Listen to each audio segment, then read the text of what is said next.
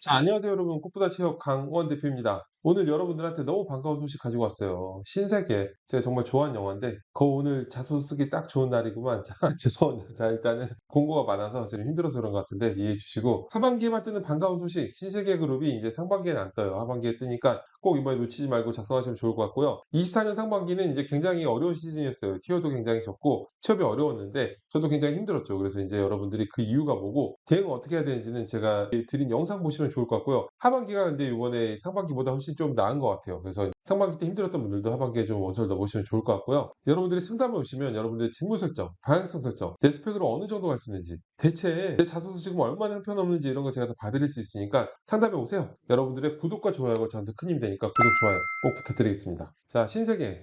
되게 그림이 예쁜데, 신세계는 1955년에 이제 동화백화점으로 설립됐어요. 사업 영역이 다른 백화점들이 그렇듯이 뭐 백화점 사업, 라이프스타일, 화장품 사업들을 하는데, 신세계 센트럴시티, 신세계 동대구 복합환승센터, 신세계 인터내셔널, 까사미아, 서울 고속버스 터미널 등을 연결 대상 종속회사로 보유하고 있습니다. 까사미아가 원래는 신세계가 아니었거든요. 뭐 가구 회사인데, 제가 기억이 나는 게 예전에 깡사미아 회장님 포함 직원들이 있는 곳에서 마케팅 관련된 강의를 한 적이 있어요. 회장님도 계셨고, 그래서 같이 밥도 먹었는데, 어쨌든 회사를 이제 신세계로 넘기셨군요. 멋있습니다. 저도 좀 신세계에 넘길 만한 회사가 없나. 일단은 그렇고, 신세계 이제 저희 학생들 합격 만들어내고 있고, 이번에 어떤 직무로 뽑는가? 백화점 쪽에서 이제 메인 영업, 마케팅, 경영 지원으로 공고가 나와 있는데, 아무래도 메인 영업 쪽이 훨씬 더 티오가 많겠죠. 그렇게 생각하시면 되는 거고, 저는 신세계 그룹 채용 때마다 아쉬운 게 여기가 중복 지원이 안 되잖아요. 여기 패션 쪽 친구들 굉장히 많아요. 패션 전문 취업 이제 기간이 돼가고 있는 느낌으로 패션 쪽 회사 합격시키는 경우가 굉장히 많은데, 친구들도 많고. 근데 신세계 인터내셔널이 이제 패션 쪽 학생들이 진정한 유시 중에 하나인데, 패션 학생들이 또 이제 백화점도 넣어야 되는데 둘 중에 하나만 선택해야 되는 이런 안타까운 상황, 너무 속상합니다. 따로따로 넣을 수 있으면 안 되나. 백화점과 인터내셔널만이라도 좀 불려주면 안 될까요? 아쉬운 마음이 많이 들고요. 10월 4일 18시까지니까 잊지 말고 넣으시면 좋을 것 같습니다. 자, 일단 자소 항목이 세 가지 항목이 있어요. 첫 번째는 당사에 지원한 이와 입사를 위해 어떤 노력을 하였는지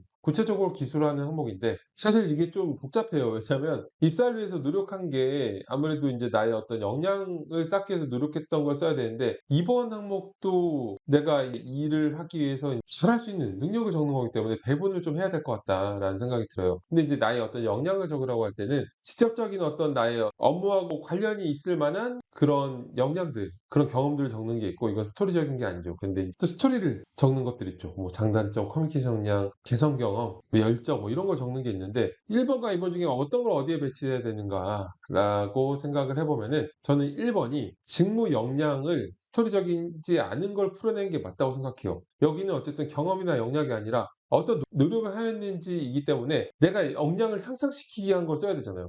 그러면 스토리적으로 커뮤니케이션 역량이 있습니다, 이게 아니에요. 그런 스토리를 넣는 게 아니라 1번에다가는 여러분들이 직접적으로 업무와 관련된 얘기를 먼저 지원 동기를 적고, 그 다음에 소제목 구분해서 업무와 관련된 전문성을 쌓기 노력했던 걸 적고, 그리고 2번하고 3번에는 스토리적인 걸 적어도 괜찮을 것 같아요. 이런 구조가 제일 좋을 것 같고, 미묘한 차이가 있지만 저는 이게 국어적으로 논리적으로 맞습니다. 제가 굉장히 보기엔 논리 없게 생겼지만 논리적인 사람인데, 자, 첫 번째 지원 동기하고 직접적인 전문성을 쌓기 위한 경험을 적는 건데, 각각 소제목 구분해서 지원 동기는 제가 위에 영상 드리는데 이거 보시면 지원 동기에 대해 모르는 건 하나도 없어요. 일단 지원 동기는 기업 지원 동기하고 직무 지원 동기로 나뉘는데, 기업 지원 동기는 여러분들이 지원자로서 프라이드를 가질 만한 내용을 풀어내면 되는 거고, 직무 지원 동기는 나의 어떤 직무 관련된 관심도를 경험에 기반해서 작성하면 돼요. 근데 입사를 위한 노력이 들어가니까 직무 지원 동기는 날려버려도 된다. 기업 지원 동기만 적고 직무 관련된 전문적인 경험들을 풀어내면 된다라고 생각하시면 되고요. 그러면 전문성을 쌓기 위한 어떤 경험이 뭐가 있을까요? 당연히 인턴이나 중고신입 같은 업무 경험이 있으면 그런 걸 컴팩트하게 풀어내는 게 제일 좋겠죠.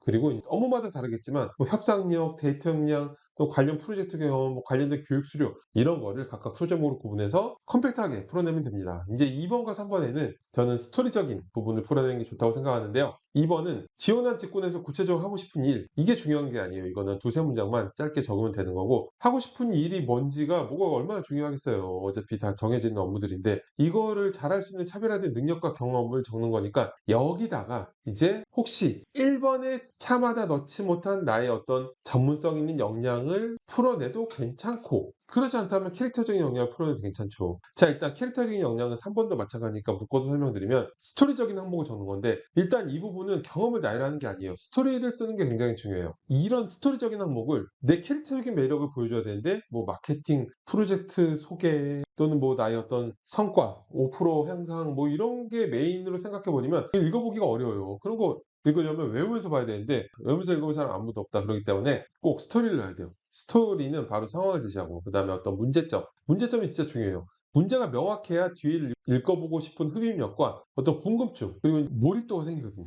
그래서 문제점을 공감되게끔 임팩트 있게 흡입력 있게 작성하는 게 중요하고, 그리고 한 절반 이상을 그 문제를 해결하기 위해 했던 경험들을 치열하고 타이트하게 풀어내야 돼요. 이게 스토리텔링의 명확한 구조입니다. 2번도 그렇게 풀어내고 3번도 스토리텔링으로 풀어내면 돼요. 3번 같은 경우엔 아무래도 발로 뛰는 열정 같은 걸 작성하는 게 좋겠죠. 열정 있고 그게 맞죠. 2번은 제 생각에는 뭐 커뮤니케이션 역량, 그리고 협업했던 경험 이런 거 드는 것도 괜찮을 것 같다라는 생각이 듭니다. 자, 그럼 오늘 신세계 백화점 채용 공고를 봤는데, 여러분들이 취업 상담에 오시면 제가 쓴 자소서 보면서 이제 깜짝 놀랄 거예요. 와, 이렇게 쓴 자소서도 있구나 라고 놀라실 거고, 여러분들의 직무 설정, 방향성 설정, 대체 내 스펙으로 어느 정도 취업할 수 있는지 자소서 상태평가 이런 거 다 해드리니까 꼭 찾아오세요. 저도 여러분들하고 얼굴 맞대고 상담할 수 있는 시간이었으면 좋겠습니다. 그럼 오늘 이걸로 마치겠습니다.